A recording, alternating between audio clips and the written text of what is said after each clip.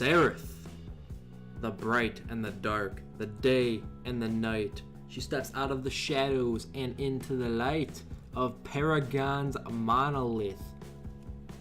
So Serath, guys, as everyone knows, is the new hero of a Paragon. She got a lot of love on release, and now she's starting to die down like a lot of the heroes did. Now why is that? Why did she start dying down? Well, she takes skill. Yes, she takes skill. I will be the first to admit it. She is a very skillful character. She's actually quite hard to play, but in the right hands, she's quite good. Very good, actually. And the problem that a lot of people are having is they really can't find a build for her. And I'm going to show you guys one here that I call Inside and Out.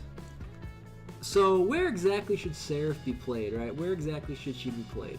Now, people have been, I've been seeing her in everywhere, basically. She's been played everywhere. The thing is, I don't think she's an everywhere character. I think she's a carry and an offlaner. You play her mid lane, she doesn't have enough early clear to prevent the ganks that the mid laner will pull off while she's still clearing. And if you play her in the jungle, her early clear once again comes back and bites her in the ass. So solo lane and carry lane, off lane and safe lane. Those are the lanes you should be playing her in.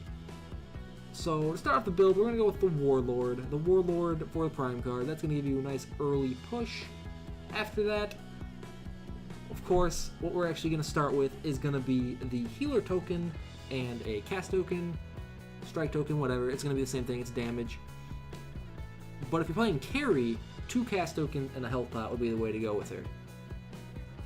After that, you're usually going to want to run the Ward.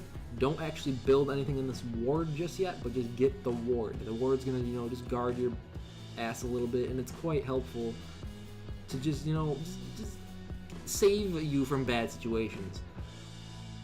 After that, you're gonna want to go with a Whirling Wand. I have 2 Whirling Wands here. Both Whirling Wands have 3 strikes in them, just 3 cheap strikes, minor strikes actually. All ones, just to keep it nice and cheap. Now, I did not go attack speed like I did for Sparrow, simply because of the fact that she didn't scale as much as Sparrow did with the attack speed as I was hoping she would, and thus I had to kind of just dial it back and just go straight damage, as it really helped her early game and clear with that Q.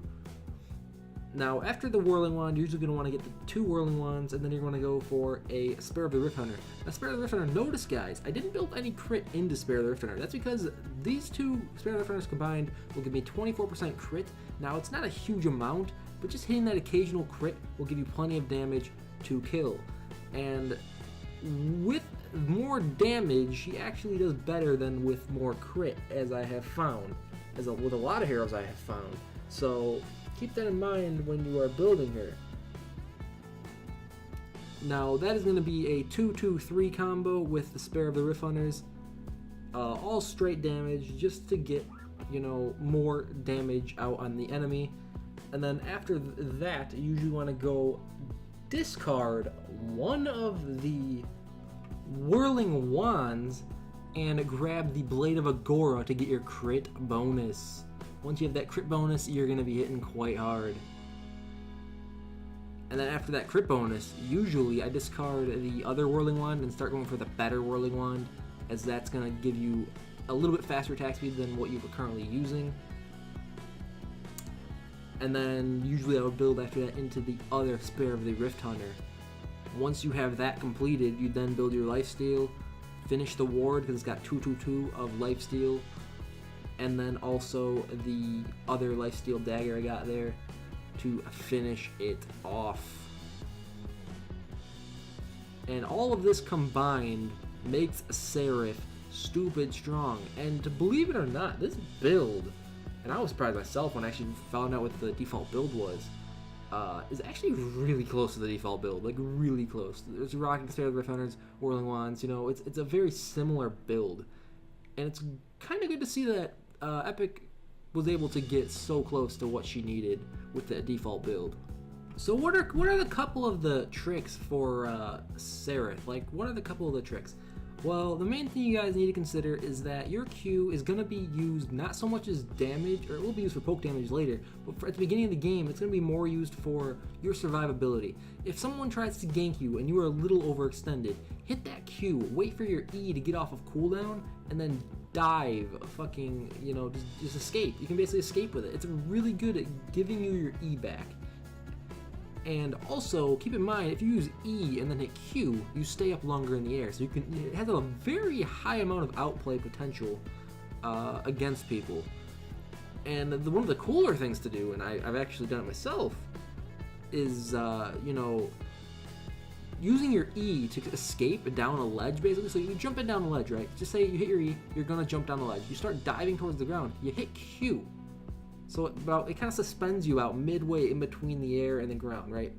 And then you hit E again because it comes off a cooldown so quickly, and you hop back up on that ledge, and the enemy jumped down already.